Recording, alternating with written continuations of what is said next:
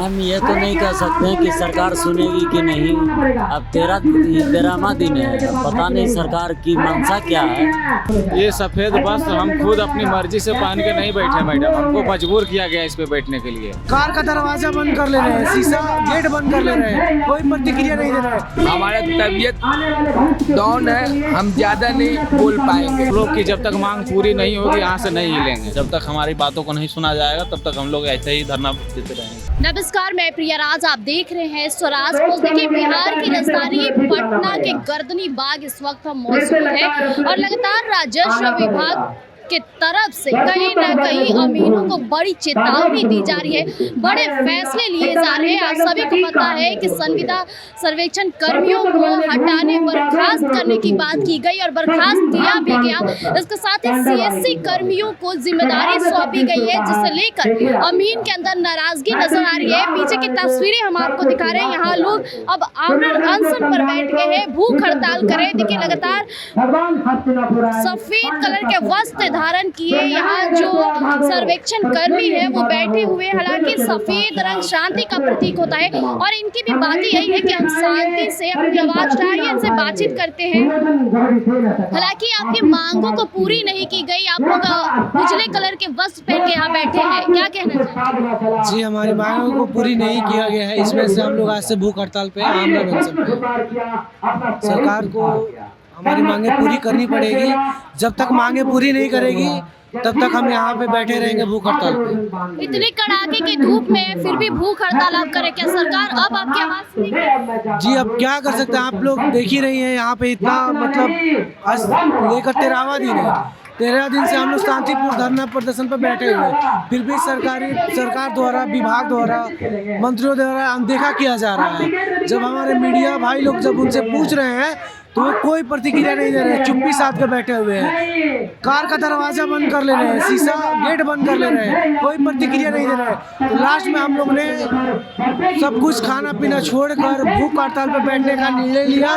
संघ हमारा निर्णय लिया, आमरण अनशन पे, चाहे हमारी जान क्यों न चली जाए, हम यहाँ पे बैठे रहेंगे और जब तक हमारी मांग पूरा नहीं होगा तब तक हम यहाँ पे आमरण अनशन पे सभी लोग बैठे रहेंगे। कितनी वजह से आप यूं ही भूख हड़ताल? 12 दिन से एक टाइम खाना खाते हैं और आज भूखे हैं। हमारा तबीयत डाउन है, हम ज्यादा नहीं बोल पाएंगे। लेकिन सरकार फिर भी आपकी आवाज नहीं और कहीं ना कहीं आपको बर्खास्त करके सीएससी कर्मियों को जिम्मेदारी दी जा रही है, क्या कहना चाहिए? सरकार हमारी मांग पूरी करे, 60 साल के लिए कर दे, संविदा से मुक्त कर दे, हमसे ज्यादा बात न हो पाएगा। देखिए, इनका साफ तौर पे कहना है कि गर्मी कितनी भी हो, कड़ाके की धूप है, इसके बावजूद भी यूं ही भूख हड़ताल पर बैठे रहेंगे जब तक सरकार इनकी आवाज ना सुन लेती। देखिए, यहाँ और भी लोग मौजूद हैं, उनसे भी बातचीत करते हैं। आखिरकार भूख हड़ताल पे बैठने से क्या सरकार आपकी आवाज सुनेगी? हम ये तो नहीं कह सकते हैं कि सरकार सुनेगी कि नहीं। अब 13वां दिन है, अब पता नहीं सरकार की मंशा क्या है, वो तो हम नहीं बता सकते हैं वो। लेकिन आप लोग को तो बर्खास्त किया जा रहा है और सीएससी कर्मियों को जिम्मेदारी दी जा रही है। अब देखिए, हम लोग तो जायज मांग के लिए ही बैठे हुए हैं, लेकिन अगर सरकार को ये गलत लगता है तो फिर हम कुछ नहीं कर सकते। इसके बावजूद भी सरकार नहीं सुनेगी तो अगला कदम क्या रहेगा? अब इसके बारे में तो सरकार बताएगी, हम लोग तो सरकार। आपकी अगली कदम क्या रहेगी? मैम, हमारा तो यही स्टैंड है, हम लोग शांतिपूर्ण तरीके से मांग कर रहे हैं सरकार से और सबको राइट है कि समानता का अधिकार। तो हम एक राज है, एक नियम होना चाहिए। किसी को आप 50,000 सैलरी दे रहे हैं, किसी को आप 20,000 सैलरी दे रहे हैं, तो बंधुआ मजदूर तो बनाए हुए हैं आप। इसी के मांग के लिए तो हम बैठे हैं। सरकार ये जान रही है, फिर भी क्यों चुप है ये हम नहीं बता सकते। सफेद रंग तो शांति का प्रतीक होता है, लेकिन आप आमरण अनशन पर सफेद वस्त्र धारण करके बैठे। ये सफेद वस्त्र हम खुद अपनी मर्जी से पहन के नहीं बैठे मैडम, हमको मजबूर किया गया इस पे बैठने के लिए। आज हम लोगों का धरना का 13वां दिन है, लेकिन सरकार आज तक इस पे कोई विचार नहीं किया है कि आइए हम लोग आपसे बात करते हैं कि आपकी मांग क्या है। तो हम लोगों को मजबूरी में आज आके सफेद बस पहन के आमरण अनशन पे बैठना पड़ा। और जो भी है कि विभाग ने आज तक 350 कर्मी के आसपास को टर्मिनेशन लेटर दे दिया है और बार बार धमकाया जा रहा है कि आप लोग वापस काम पे आ जाइए और नहीं तो आपको इसी तरह से टर्मिनेशन लेटर दिया जाएगा। लेकिन हम विभाग और सरकार को यह भी बता देना चाहते हैं कि आप 13,000 कर्मी को टर्मिनेट कर दीजिए, लेकिन हम लोग की जब तक मांग पूरी नहीं होगी यहाँ से नहीं हिलेंगे। देखिए, इनके साथ और भी कहनी है कि इन्हें मजबूर किया गया है, इस कारणवश ये आमरण अनशन पर बैठ गया। हालांकि धूप काफी कड़ाके की है, इसके बावजूद भी जो लोग बैठे हैं, ये और भी उनसे भी बातचीत करते हैं।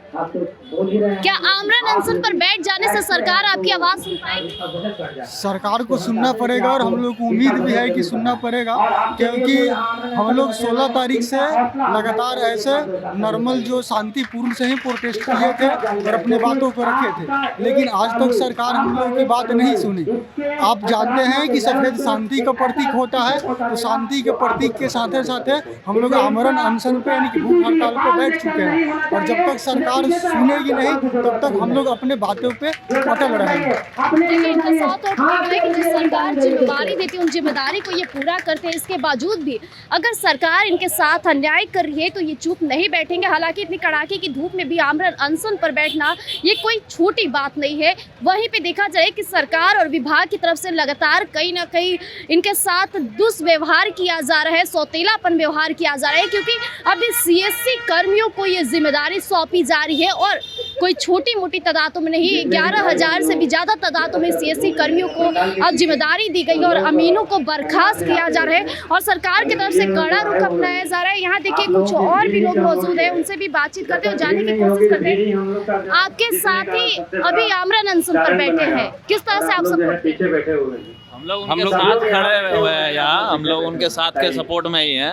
जब तक हम लोग का जो डिमांड है उसको पूरा नहीं किया जाता तब तक हम लोग यहाँ बैठे रहेंगे। लेकिन सरकार तो आपको बर्खास्त करी और सीएससी कर्मियों को जिम्मेदारी दी जाए, डराने की कोशिश किया जा रहा है, लेकिन हम लोग एकता करके बैठे हुए हैं और हम लोग बैठे रहेंगे। हम लोग डरने वाले नहीं हैं। जब तक हमारी बातों को नहीं सुना जाएगा तब तक हम लोग ऐसे ही धरना देते रहेंगे। देखिए, इनका साथ और पे कहना है कि जब तक सरकार इनकी बातों को नहीं समझेगी, इनकी जो मांगे हैं उसे नहीं पूरा करेगी, तब तक ये यूं ही धरना प्रदर्शन पर बैठे रहेंगे। हालांकि आगे इनकी क्या कदम रहेगी देखना दिलचस्प रहेगा। तब तक के लिए हमारे साथ बने रहिएगा स्वराज पोस्ट पर। धन्यवाद।